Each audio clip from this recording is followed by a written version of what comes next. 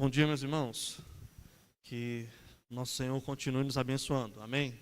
Amém. Meus irmãos, quanto mais eu tenho a oportunidade de estudar o livro do Eclesiastes, para meditar juntamente com os irmãos, eu tenho percebido algo interessante, no mínimo.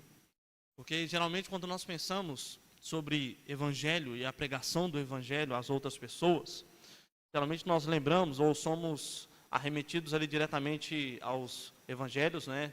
Mateus, Marcos, Lucas e João, alguns textos de Mateus, de Paulo, melhor dizendo.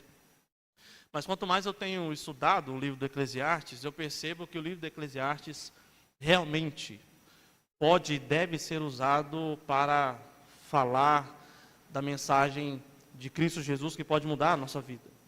Porque, como os irmãos já devem ter percebido, o livro do Eclesiastes mostra justamente uma vida sem Cristo, uma vida, como nós já vimos inclusive em alguns sermões, doente, e que o único remédio, a única cura é Cristo Jesus. Então, graças a Deus, porque realmente em toda a palavra de Deus, em todos os livros aqui contidos nas Sagradas Escrituras, nós podemos falar e anunciar o Evangelho do Senhor Jesus. Isso é maravilhoso. Nós, se Deus quiser, se Deus nos permitir agora, nós vamos meditar aqui no capítulo 6 do livro do Eclesiastes. Eu peço a Deus que, apesar das minhas fraquezas e limitações, que o Senhor me ajude a pregar a palavra dele de forma fiel. Todos nós possamos aprender um pouco mais. Meus irmãos, você prefere a dor ou o sofrimento?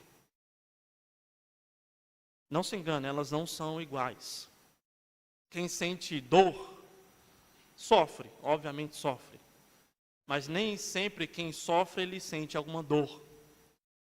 A minha filha ontem, ela retirou o seu segundo dentinho que estava mole. Depois de alguns dias ali enrolando, puxando, vai, não vai. Ontem nós resolvemos, puxamos e tiramos.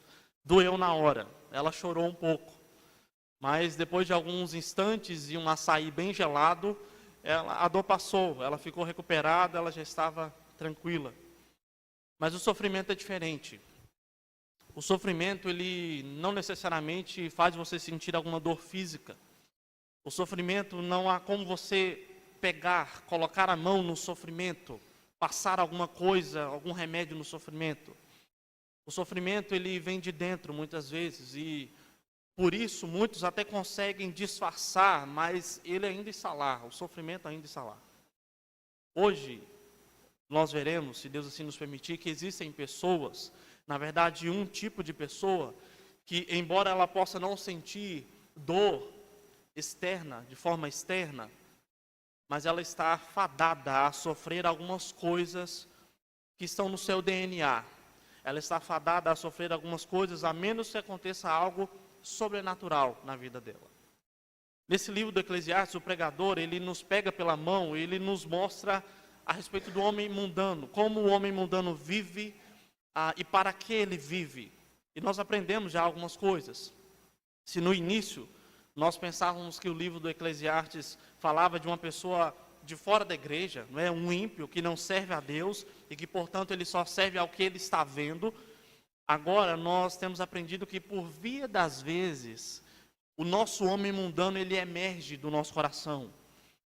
Como dizia Lutero, eu achava que eu havia matado o velho homem nas águas do batismo, mas eu descobri que o miserável sabia nadar. Ou seja, de vez em quando ele vem à tona. O livro do Eclesiastes, ele não apenas chega diante do ímpio e diz para ele que a vida sem Jesus é correr atrás do vento, é vaidade, é inútil, mas ele também olha para a igreja e diz que o homem mundano não é uma pessoa simplesmente, mas ele também pode ser um estado, um momento de vida. Isso significa que em certos momentos, meus irmãos, nós somos tentados a procurar esperança na felicidade e felicidade nesse mundo. O objetivo do pregador, então, aqui é nos ajudar a evitar isso. Nós vimos, na nossa última oportunidade, na segunda parte do capítulo 5, que nós somos chocados, inclusive. Nós somos chocados com uma adoração um pouco estranha. Se na primeira parte do capítulo 5 o foco era a adoração a Deus, na segunda parte do capítulo 5 o foco é a adoração a Mamon, ao dinheiro. Nós, inclusive, mostramos aqui uma pintura renascentista que exemplifica exatamente isso, essa adoração ao dinheiro. Uma devoção que, quando abraçada, ela multiplica algumas coisas dentro do nosso coração. A adoração a Mamon, ela multiplica a corrupção, por exemplo. Ela multiplica a cobiça. Ela multiplica os aproveitadores. Ela multiplica a preocupação de perder aquilo que se tem. E como se não bastasse, como se fosse uma espiral que só vai afundando cada vez mais, a adoração ao dinheiro, ela também traz uma falsa sensação de segurança. Tanto aquele que se sente seguro só porque tem muitos bens guardados, quanto aquele que se sente inseguro porque ele não tem muito dinheiro guardado, muitos bens guardados, ambos escoram a sua segurança nos bens materiais. E até aqui, vale lembrar, nós temos sempre que lembrar do conceito de estrutura e direção. A estrutura são coisas por si só, elas não são pecado em si só, por si. Por exemplo, é pecado ter dinheiro? É pecado querer ter dinheiro, juntar algum dinheiro? Absolutamente não. Querendo ou não, tudo nesse mundo gira em volta do dinheiro. Para comer, para vestir, cuidar da sua família, para um tratamento de saúde ou aquela viagem tão sonhada. Isso por si só é a estrutura, e isso é bom.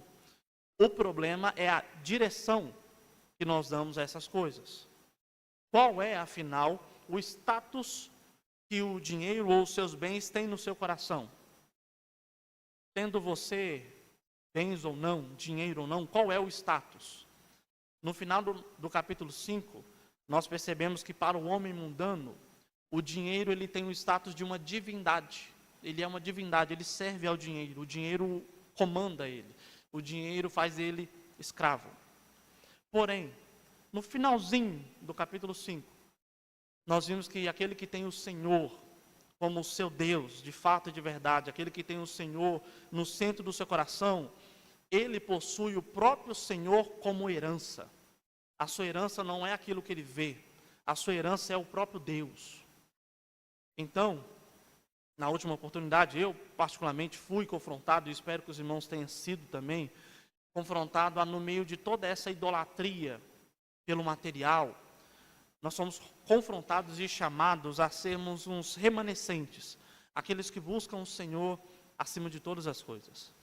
Então chegamos aqui no capítulo 6, e o capítulo 6 em específico, ele é muito importante, porque é nesse capítulo que ele encerra um bloco de assuntos sobre os bens materiais, sobre o culto aos bens materiais. E ele vai fazer menções, isso lá na frente, mas é aqui, e intencionalmente, que ele encerra esse assunto. E se você reparar bem durante o sermão, você vai perceber que ele não poderia ter encerrado aqui da melhor forma. Ele vai dizer que aquele que ama o que se vê, e aquele que não ama a quem não se vê, no caso a Deus, ele mergulha o seu coração em um mundo de vaidade. Ele mergulha o seu coração em sofrimentos. O pregador encerra esse assunto aqui no capítulo 6 e ele vai citar pelo menos 4 tipos de sofrimentos que o homem mundano sente. O homem mundano, ele sofre uma bênção não concedida, um descanso não alcançado, uma satisfação que nunca chega e uma insegurança que está por vir. O primeiro ponto, o primeiro sofrimento, então, do homem mundano é uma bênção não concedida. Os versos 1 e 2, aqui do início, nos é ensinado algo angustiante. E, aos poucos, nos faz meditar em algumas questões importantes. O pregador deixa claro aqui, meus irmãos, que ter riqueza e desfrutar dessa riqueza são duas coisas completamente diferentes. Ter riqueza, ou ter alguma coisa, bens, e desfrutar disso são coisas completamente diferentes. Na verdade, são presentes completamente diferentes. De forma que Deus ele pode dar a algum afortunado o presente dos bens, o presente da glória. E juntamente com esse presente pode dar a ele o presente, a bênção de desfrutar dessas coisas. Mas Deus também pode dar para alguém a chance de desfrutar das coisas que ele tem sem dar muitos bens ou sem dar muita glória. Afinal, o sorriso de quem você ama de volta para você não custa nem R$1, mas ainda assim vale muito, não é verdade? Mas ainda assim, Deus pode dar para algumas pessoas bens, glória, mas nem sempre Ele dá a oportunidade de ser feliz, de estar aliviado com essas coisas. Há um mito grego que exemplifica muito bem isso. O mito de Tântalo. Tântalo era um rei querido pelos deuses. Ele costumava frequentar os banquetes, inclusive, dos deuses. Mas um dia Tântalo, ele resolve agradar os deuses fazendo um banquete no seu próprio palácio e convida todos os deuses, então, para esse banquete.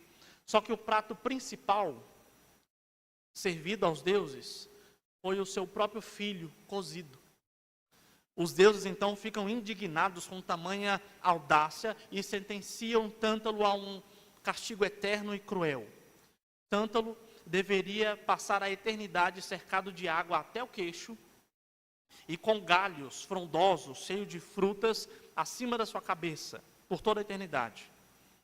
O problema é que quando Tântalo se abaixava para beber água, a água sumia. E quando ele se esticava para pegar a fruta, o vento balançava o galho de forma que ele não conseguia pegar a fruta. Assim por toda a eternidade.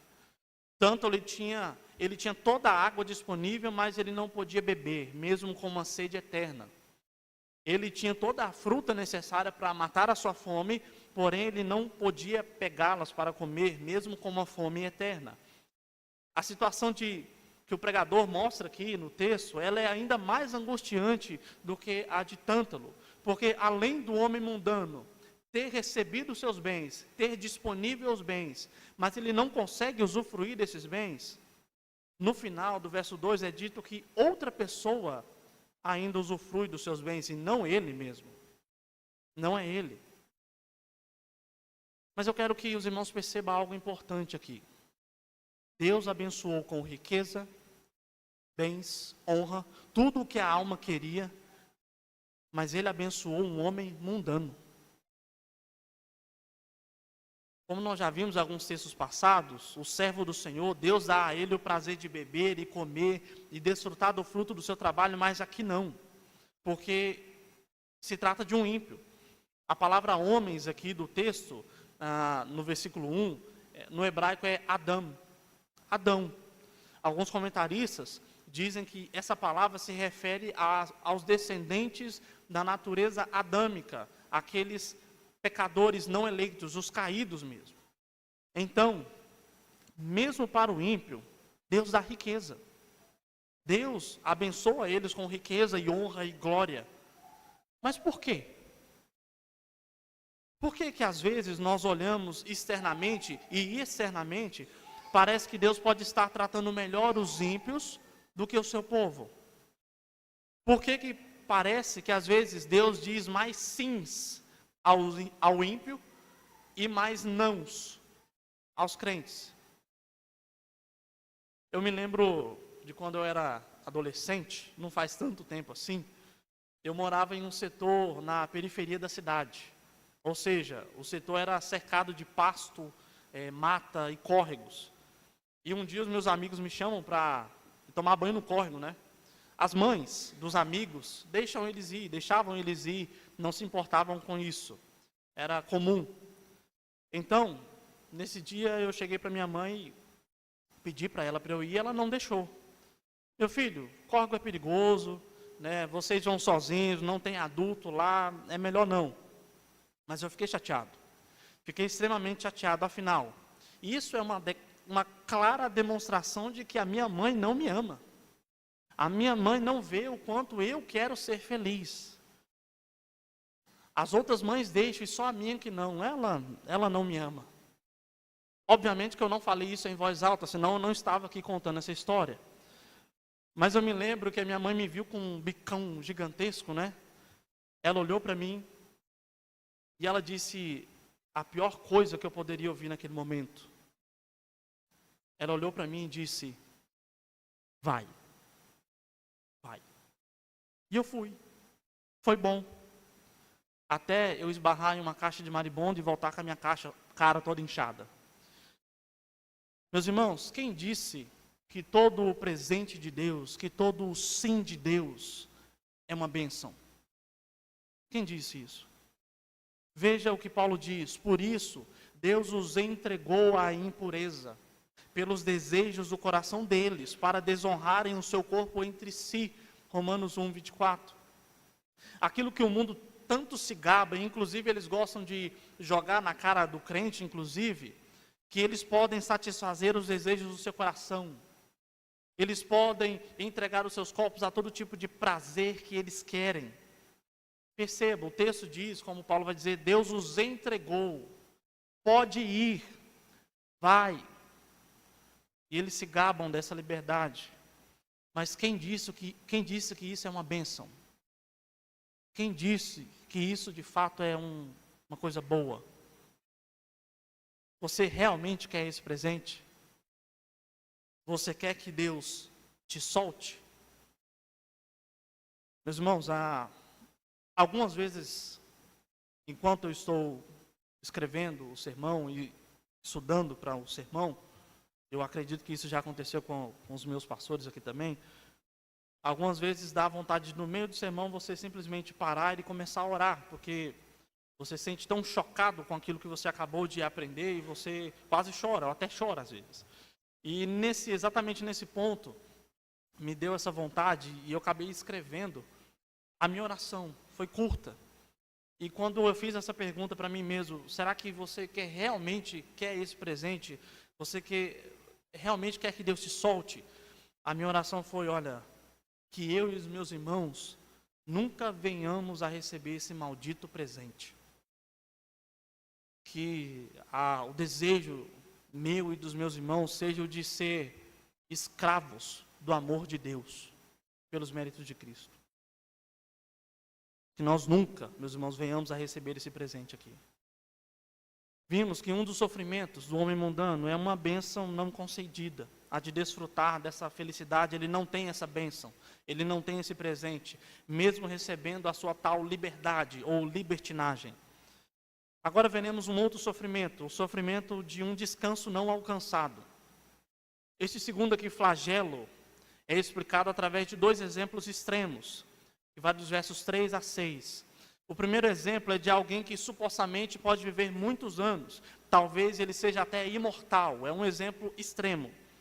Este alguém, ele possui 100 filhos, ele possui uma idade avançada, a sua alma é insaciável, ele inclusive não tem sequer sepultura, ou seja, o primeiro exemplo trata-se de alguém que viverá por muitos anos aqui nessa terra. Porém, o contraste está no outro exemplo extremo. O contraste é feito com uma pessoa que não pôde viver sequer um dia. Ele nem chegou a nascer. Mas a comparação, meus irmãos, é espantosa, porque quando se trata de um homem mundano, quando se trata de alguém que tem um coração baseado naquilo que se vê, até mesmo uma criança que nem chegou a nascer, ela teve mais descanso do que alguém que viveu 2000 anos ou mais. Ela teve mais descanso. Em outras palavras, se ter bens materiais não vale de nada se Deus não abençoar, se Deus não dar felicidade. Ter muitos dias de vida, mas se Deus não abençoar e se Deus não dar felicidade, também parece que não vale muita coisa. Parece que também não vale muita coisa. A ideia aqui, ao mesmo tempo que ela choca, ela também é interessante. Note, é triste quando uma mãe ou um pai perde o seu bebê, mesmo antes de conhecê-lo. Isso é muito triste. Eu me lembro de quando eu fui visitar um casal, que isso tinha acontecido. A dor deles era tão íntima que eu saí dali inconformado comigo mesmo, porque eu não consegui falar palavras melhores, eu queria ter falado palavras melhores. Mas ainda assim, o que o texto quer dizer é que esse bebê, humanamente falando, talvez ele tenha sido a pessoa mais feliz do mundo. Esse bebê não conheceu o frio, ele não conheceu a dor, ele não conheceu a fome. Esse bebê não foi magoado, ele não foi machucado. Tudo o que ele conheceu foi o calor aconchegante e amoroso da sua mãe. É claro que se fosse da vontade de Deus que ele nascesse, obviamente ele seria ainda mais amado, ele seria ainda mais protegido por Deus e pelos seus pais.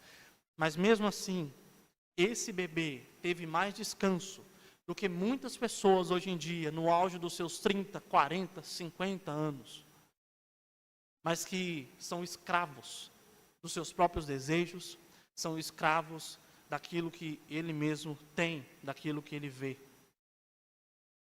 Uma outra questão interessante é a respeito de que descanso é esse que o autor está se referindo aqui.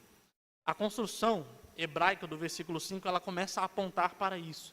A frase tem mais descanso do que o outro aponta para um estado de alívio que a outra pessoa não faz parte, ela sequer experimenta um pouco.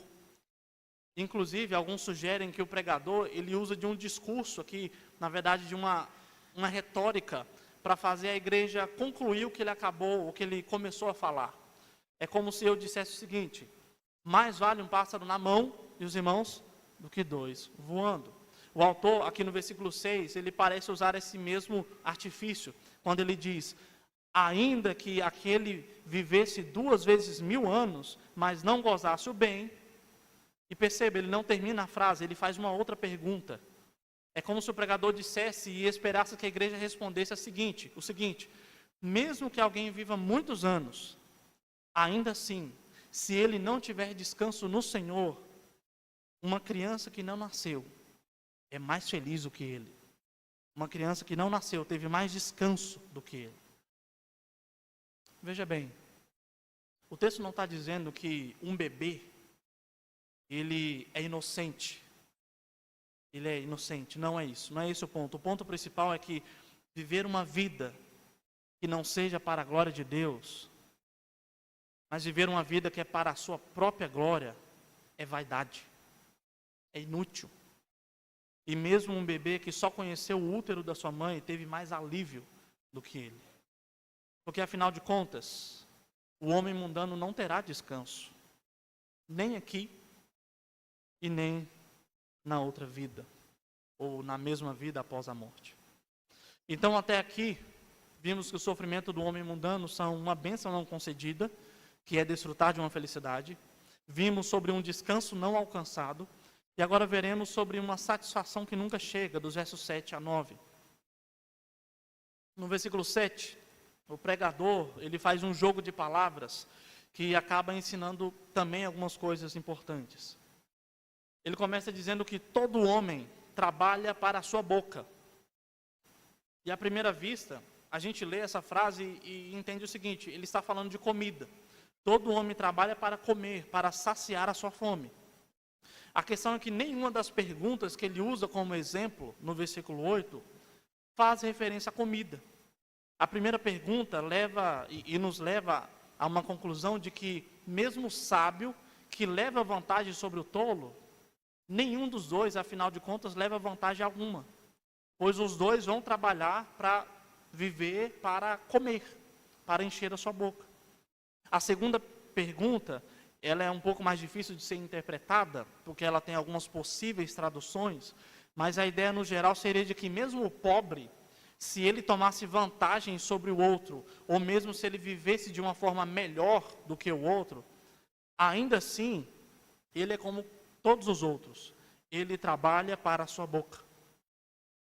Então no verso 9, é como se o pregador olhasse para todo mundo, seja cristão ou não, seja na igreja ou não, ele olhasse para todo mundo e dissesse: olha, do que vale perder a sua vida ansioso e movido pela cobiça, se no final das contas todo mundo trabalha para saciar uma fome, uma sede, ou uma fome realmente que nunca acaba. Mas então nós temos um dilema aqui. O pregador diz que todos estão no mesmo barco, todos trabalham para encher as suas bocas, mas ao mesmo tempo ele não usa exemplos de comida. Como assim? A interpretação possível, e a que nos parece mais plausível aqui, ela é vista quando nós analisamos as duas palavras-chave dos versículos 7 e versículo 8. A palavra apetite do versículo 7 e a palavra vantagem do versículo 8. A palavra apetite, ela é importante porque ela também pode ser traduzida e ela melhor se encaixa com a tradução alma. Ela pode ser traduzida como alma. Esse tipo de jogo de palavras entre boca, garganta e alma, ela é inclusive vista no Salmo 63, onde o salmista diz que a minha alma, que pode ser traduzida como a garganta ou apetite, tem sede de ti, se referindo ali a Deus. O pregador ele faz o mesmo jogo de palavras aqui. Ele diz que todos os homens trabalham para se satisfazer, porém a sua alma não se satisfaz. Ele não consegue encher a sua alma. E isso aqui já começa a apontar para algumas aplicações importantes. Mas também a palavra vantagem.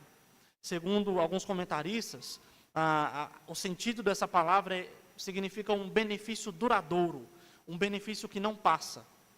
Neste caso, meus irmãos, ao que parece, o texto nos chama a atenção para o fato de que todos os homens procuram algum tipo de benefício. Todos os homens procuram uma completude duradoura, que não acaba quando o dinheiro acabar, por exemplo. Porém, quando o homem procura alguma coisa, ele acha que encontrou alguma coisa, ele volta a estaca zero. Ele se sente vazio novamente. Um escritor chamado Jonathan Clements, ele certa vez escreveu no Wall Street Journal: podemos ter uma vida de liberdade, mas a busca pela felicidade não anda muito bem. Queremos constantemente carros mais chiques, folhas de pagamento mais gordas, e no início as coisas aumentam a felicidade, mas o brilho da satisfação rapidamente se dissipa, e logo passamos a desejar outra coisa.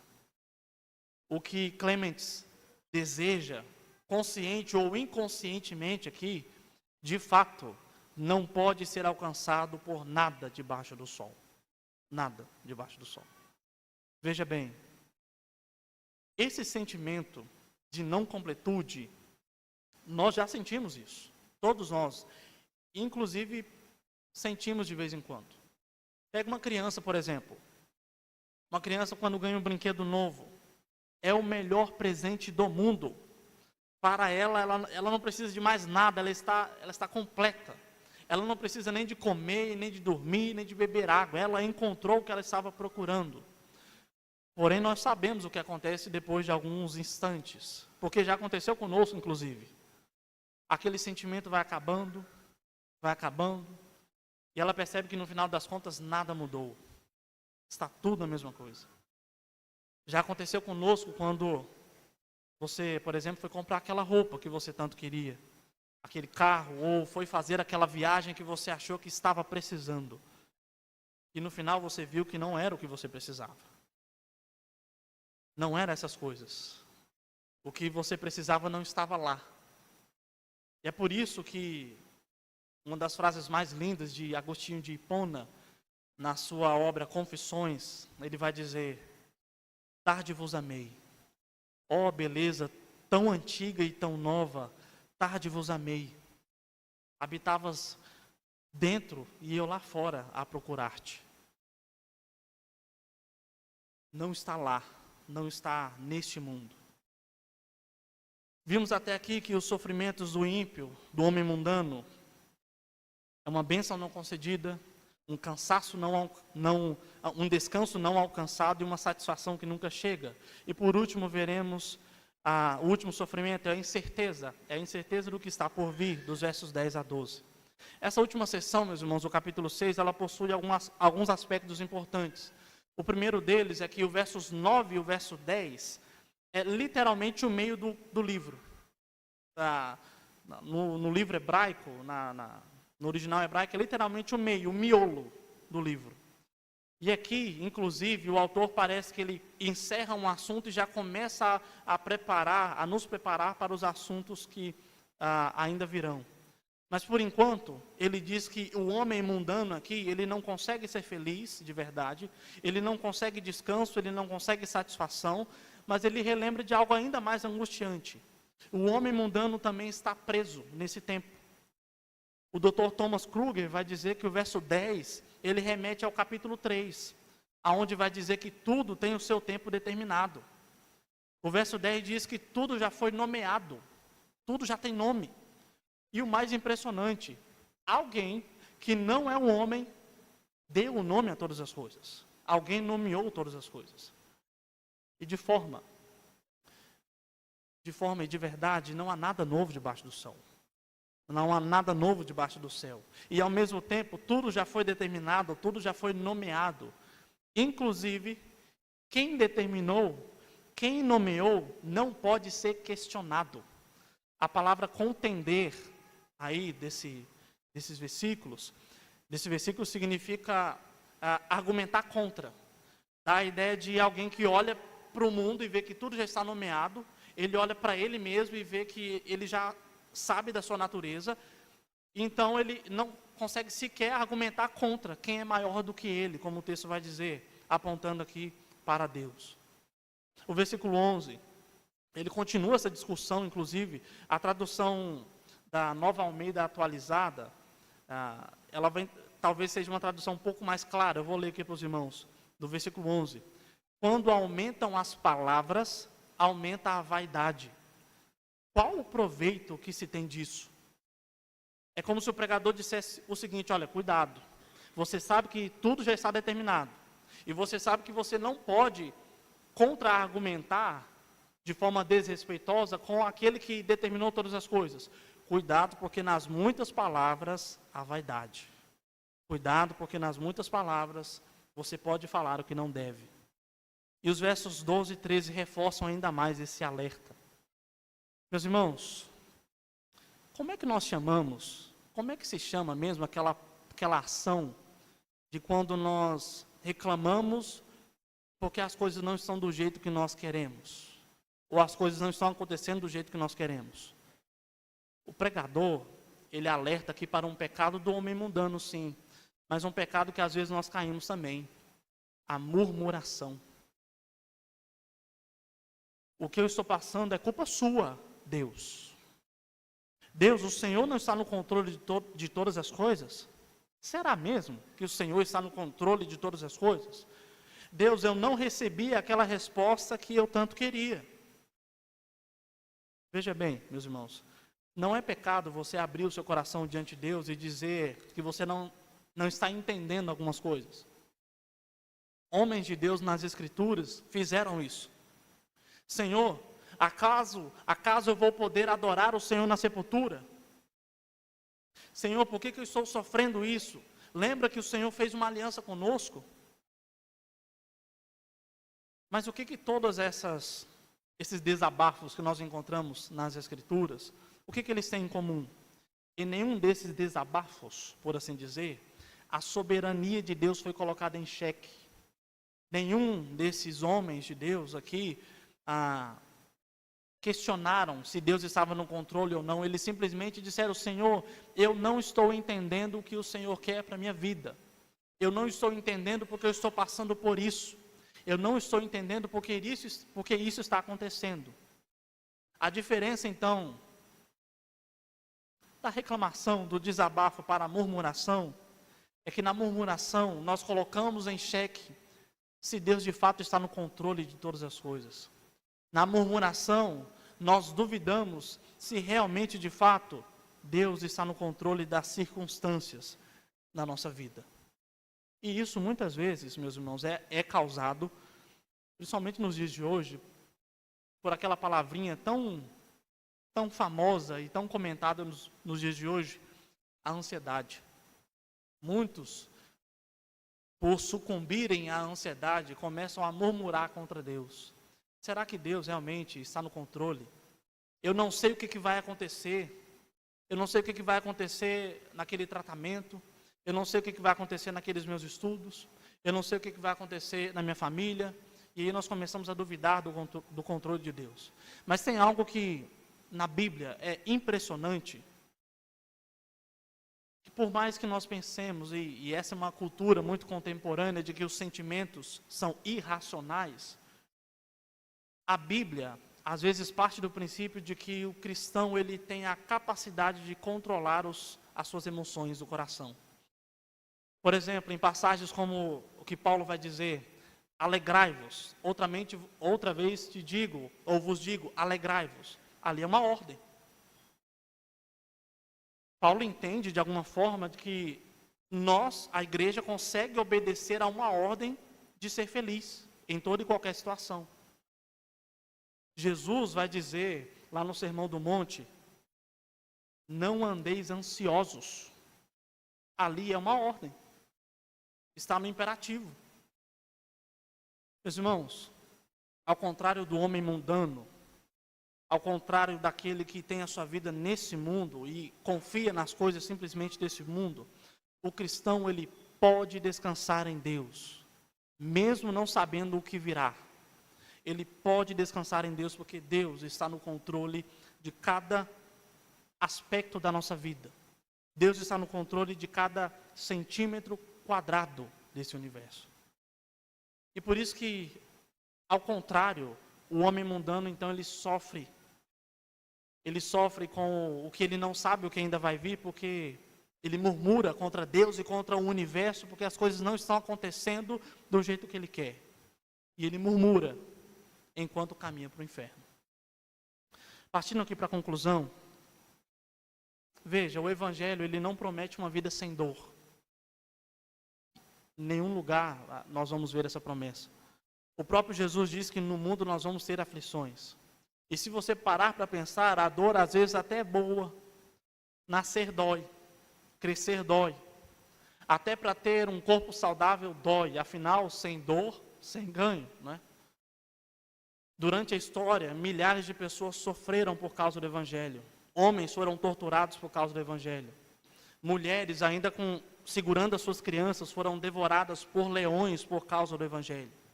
E sim, eles sofreram externamente. Mas algo me diz que internamente eles não tinham incertezas. Internamente eles não sofriam com um vazio, uma insatisfação infinita. Que eles não sofriam com um descontentamento. Preste atenção. Há uma pessoa que pode curar o sofrimento causado pelo pecado na sua vida. Há uma pessoa.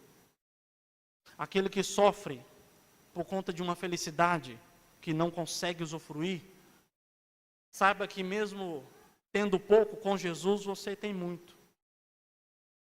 É por isso que nós vemos pessoas que até choram de felicidade por terem um emprego. Por terem um emprego, comida, cuidar da sua família. Enquanto tem pessoas que mesmo tendo muito, choram da mesma forma, mas de desespero.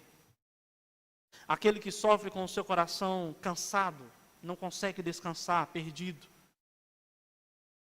Eu não vou nem comentar, falar das minhas palavras, eu só vou ler o que Jesus diz para essas pessoas. Venham a mim, todos vocês que estão cansados e sobrecarregados, e eu vos aliviarei.